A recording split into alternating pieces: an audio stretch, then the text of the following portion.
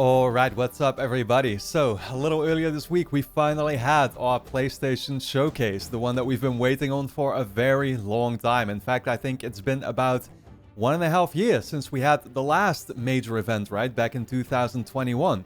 Safe to say, expectations were very high, and I'm not gonna lie about it, but I myself definitely also was expecting some pretty big things. Yeah, that being said, we all came off of watching it, and I think the general consensus for most people seemed to be that they were quite disappointed, right? I definitely felt the same way.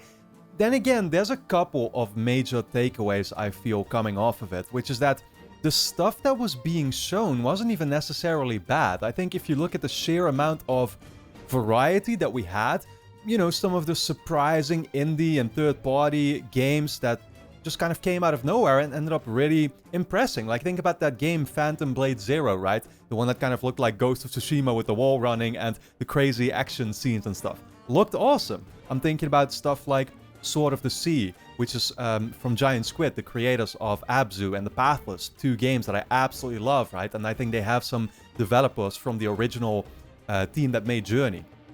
So the game literally feels like, well, yeah, kind of a Journey ripoff, I guess. I mean, clearly inspired by it, right? But there again, looked very impressive. Maybe something like Ghost Runner 2 just reminded me that I played the original Ghost Runner, yeah, back when it came out, which I think was the same year that the PlayStation 5 released, because I remember that it came out literally a month before or something, so I was playing it for a little bit. I got pretty far in, but then the PS5 came out and completely, you know, all the game releases there sort of distracted me and I never got to return to it. And this just reminded me like, oh man, I should have finished that game, and I really like what they're doing with the sequel. It looked impressive. So this is all sort of third-party stuff that came out of nowhere and was good. You know, it's the type of stuff that you want to see at a showcase. But at the same time, what we are mainly looking for at a PlayStation showcase, that's literally in the title, is obviously the first-party stuff. And the weird takeaway, the main one for me, is like, where was PlayStation at the PlayStation showcase? They weren't there.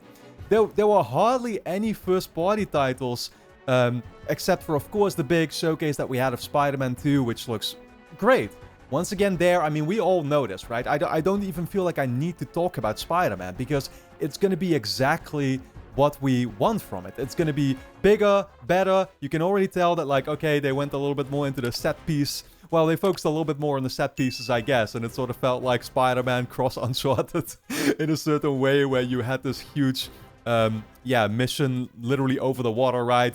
Taking on guys on their jet skis and stuff. I love the way it's looking. Don't get me wrong. I think Spider-Man 2 is going to be fantastic. But again, we know that already, right? But the main point I'm trying to make is, where were all the other first-party studios that we've been waiting on for such a long time to see what they are working on? I mean, think about, I think the main one to talk about here is Naughty Dog. We know that The Last of Us Factions is supposed to be, well, coming out this year, I honestly think, but they did at least confirm that we would be hearing more about it somewhere this year. I kind of get it. Like, I'm able to see why they would not want to show it off here, because I do feel like with it being multiplayer focused, this is going to be the type of project that the moment they show it off is the moment they want you to be able to play it already. Either in beta form, or they're going to literally come out with a full-blown release on the same moment that they do announce the game. So it makes sense for them to wait with this and to maybe do like a separate event or whatever for it, or a separate way to announce it.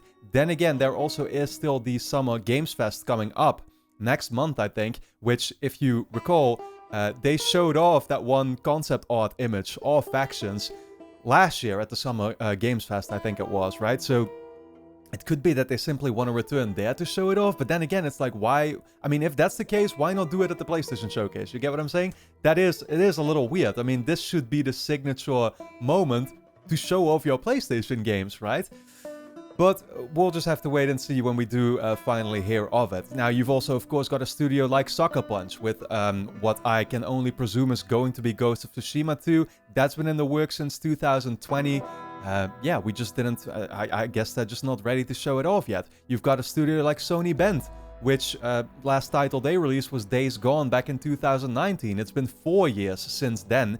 Now, of course, we know... and like, again, I do have to make the point here that with all of these studios and games, I can come up with reasons why they wouldn't want to show anything off yet. For example, when it comes to Sony Bend, we know that for the first 2 years there, studio was kind of in limbo since releasing Days Gone, I should say. They were working on some kind of game, I think, that got cancelled, we heard. They, of course, were put onto this Uncharted project that they were then asked, or they asked themselves to be taken off of in early 2021. And I think it's ever since then that they finally have been working on whatever their next game is going to be. So it's only been 2 years. It makes sense that they're going to simply need more time. We've got a studio like Bluepoint, which also 3 years there. I mean, you know, they, of course, the last game they released was the Demon's Souls remake. But simultaneously, their next game is probably going to be their biggest project yet. And it's going to be sort of a new step up for them, because their next project won't be a remake from everything that we've been hearing. It's going to be quote-unquote original content. So that could either be an entirely new IP that, again, will mark a watershed moment for the studio, because they've basically just been doing remakes and remasters, fantastic ones at that, for the last decade or so, but this is going to be them stepping up their game. At the same time, I've been speculating about this. We are kind of, I mean, it seems like PlayStation does want to bring back Uncharted, right? I've made several videos about it now already with all the evidence that's pointing towards it. It could absolutely be that Bluepoint was the studio put onto that project ever since Sony Bend was taken off of it, because, yeah, very conveniently so, Bluepoint was actually acquired a couple of months after we heard about Sony Bend being taken off of it. So it's a possibility, and whatever is the case, whatever game they are working on, it's going to be their biggest project yet. Yeah, only having worked on it for about 2 to 3 years, it's probably just not enough time to show it off yet. And then the same thing, of course, goes with Sony Santa Monica, who have only just wrapped up God of War Ragnarok literally half a year back. Yeah, what are they going to be doing next, right? It's most likely going to be that new IP led by Cory Barlog. Then again, there's also some still rumors about, you know, some God of War spin-off game that could be happening, right? Or something like that.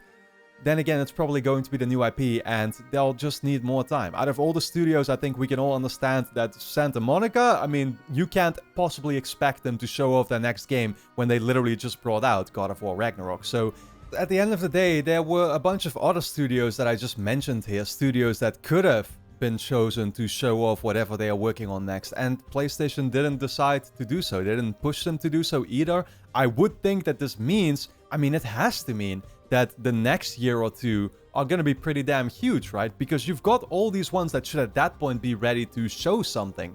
And yeah, for it not to be done right now is simply a little bit disappointing, because yeah, that PlayStation lineup just looks very slim at the moment. It's basically only Spider-Man, and that's it. We're still probably going to get factions, I'm going to assume, this year. And, you know, if that's the case, then we do get the 2 big games, basically, in 2023. But, I mean, with a showcase, I feel like I want stuff to look forward to, right? And we know that's not necessarily perhaps the strategy anymore as much for PlayStation to do. They realize that we live in a completely new, different environment now from, you know, back 5 or 10 years ago when we were all, you know, tuning into the E3 press conferences and stuff. Right now, there's just so much content. Attention spans are lower than ever, and so there is literally no point to announcing stuff too early in advance for these companies. And it's understandable. You know, I myself find it understandable, but at the same time, I won't lie and say that, yeah, it doesn't make a PlayStation showcase then too exciting to talk about, right? There were even some third-party big, you know, games that were basically lacking here that people were really expecting to see. Think about Final Fantasy VII Rebirth, although, of course, we did get a trailer for Final Fantasy XVI. Yeah, and there's, for example, the Silent Hill 2 remake, which was already announced a little while back, but should apparently still be releasing this year, I think, as well. You know, wasn't shown off whatsoever, which was just ultimately disappointing to see. Now, something else that oddly underwhelmed me about this entire presentation was sometimes the reliance on CGI trailers, which I am not used to from PlayStation as a company. Usually this is what you see at the Xbox showcases, or, well, even worse would be Ubisoft or, you know, some of these third-party companies. Anytime I see a CGI trailer, to me, it's just a completely thrown away opportunity.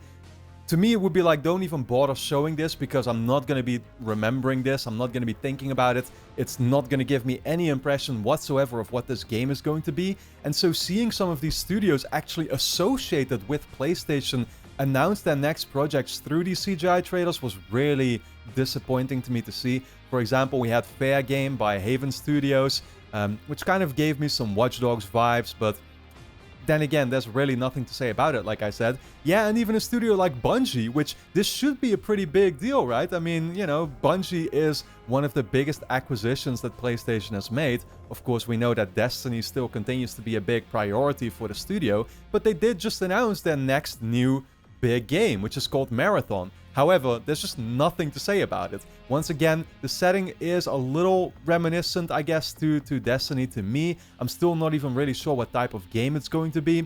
Probably could have looked... I don't know if they even said anything about it, to be honest. But again, it's like, show me a CGI trailer and I've lost all interest. I don't even... I can't even be bothered to look up anything about it because, you know, like, show rather than tell, right? That's always what PlayStation was so great at. That's what they used to do back in the days during their PlayStation presentations.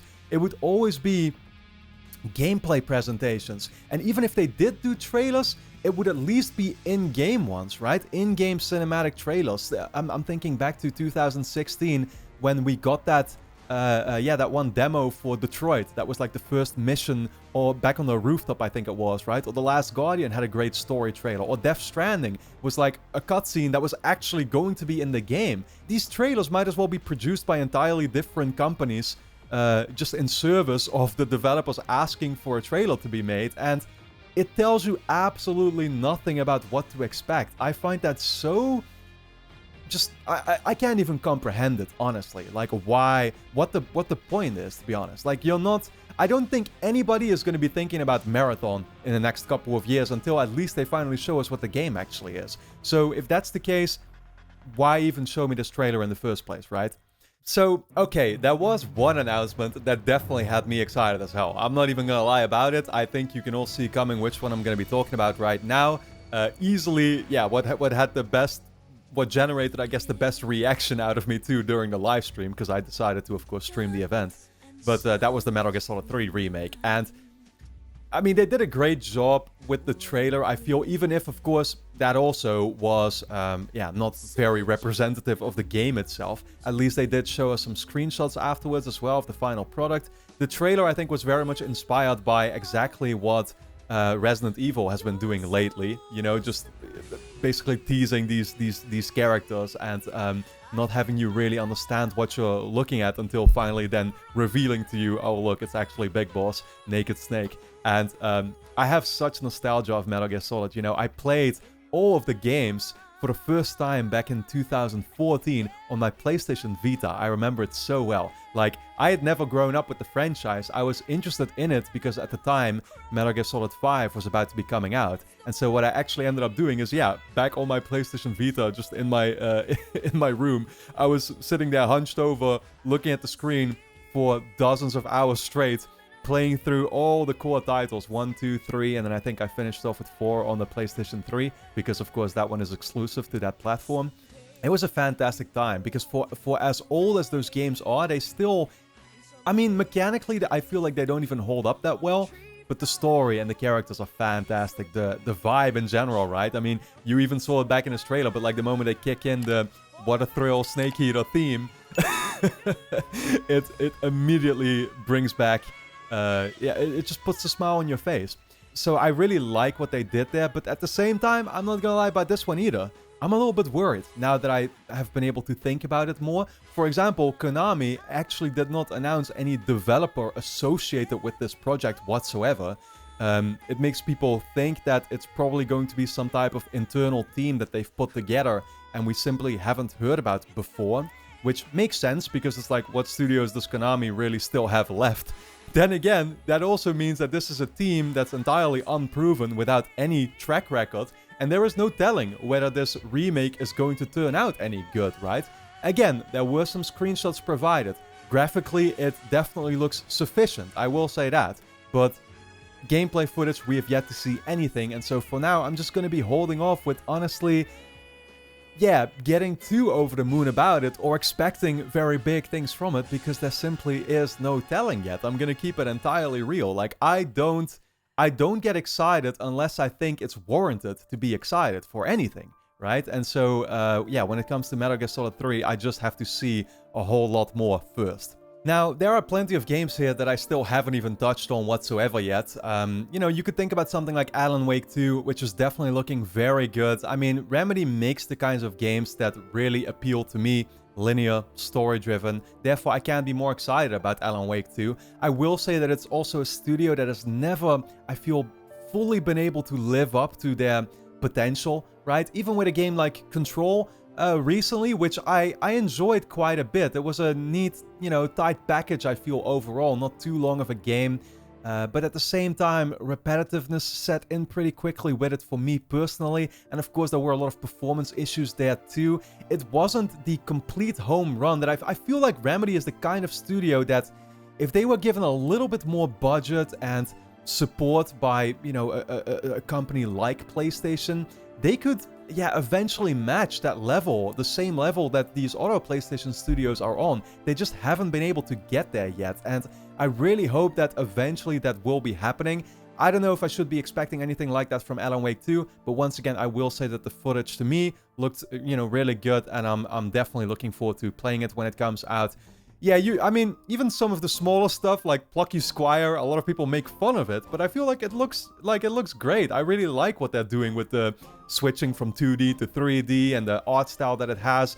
Honestly, to me, that's a game that, you know, I watch and I'm like, I like this. This is original. You know, this is the stuff that I crave from gaming and from a medium where I feel like so many titles just copy each other, right? You had another one, which I forget what it was called now, Tower of something that clearly was taking a lot of inspiration from Zelda and Shadow of the Colossus, right? And that's the thing that you get over and over with so many of these games. It's like just constantly, you can draw comparisons straight away to, oh, this is the game that they're inspired by. Oh, look, it's another Souls-type game. Oh, look, it's another one of these. Yeah, that anytime that I do see true originality, it's when I call it out, and I honestly I'm always willing to give it a shot, you know. Yeah, I mean, we had some great trailers for Final Fantasy 16, Dragon's Dogma 2, which is kind of this cult classic that a lot of people are excited for, right? I never played the original, so I honestly can't comment on it too much. There was even a game like Assassin's Creed Mirage. I will say this about it, right? Like, I feel like a lot of people are actually cutting it slack, unjustifiably so. You know, people see Assassin's Creed, quote-unquote, going back to the roots, right? That's kind of the picture that Ubisoft wants to put in your head. Like, oh, look, we're finally doing what you've been asking from us, right? Here's this Assassin's Creed that looks like the older games, that finally has parkour added back to the mix. But you guys know me. I'm always going to be critical, and I'm always just going to call things out the way I see it, right? And what I see is an Assassin's Creed that even if it does, admittedly, go a little bit back to those roots, it's not like it in any way matches what Assassin's Creed, the potential that it had when we had those final installments that came out that still followed that original formula. Like, Assassin's Creed Mirage is going to come out, and Unity is still going to be a more impressive game. You know, when you look at the parkour systems, and even graphically, the way Unity looks, I'm telling you, 10 years later now with Mirage releasing, it's not going to be on the same level as a game like Unity. Unity had a lot of issues when it launched, you know, in terms of the bugs that it had and stuff, but at the time, it really was like a next-gen Assassin's Creed, right? They decided to go in an entirely different direction with the franchise afterwards by going more into the RPG route and stuff. That's cool. I know that there's plenty of people that enjoyed what they did there, but they definitely did stray away from the original formula quite a bit. But I feel like technically, looking at the effort that Ubisoft put into a project like Unity and the willingness that they had to really bring things to the next level, I don't see that happening right now with Mirage whatsoever. So I still feel like it's a game that I'm not going to get excited for. You know, I just want them to actually go back and show me that they have ambition and really want to make something of this franchise still. But honestly, my hope as far as that is concerned is pretty far gone. Yeah, so I think that basically covers just about all of it. Maybe one more game that I could mention is, of course, we didn't get to see anything about Death Stranding 2. I'm gonna once again assume that that will be shown off at the Summer Games Fest, because we all know that Kojima and Jeff Keighley have a very special bond. And I can only hope that it's at the Summer Games Fest where we will then be seeing some of the stuff, like mainly the Last of Us factions, that was clearly missing here, and that honestly I feel should have been shown off already. But for now, I can only really say fingers crossed as far as that is concerned.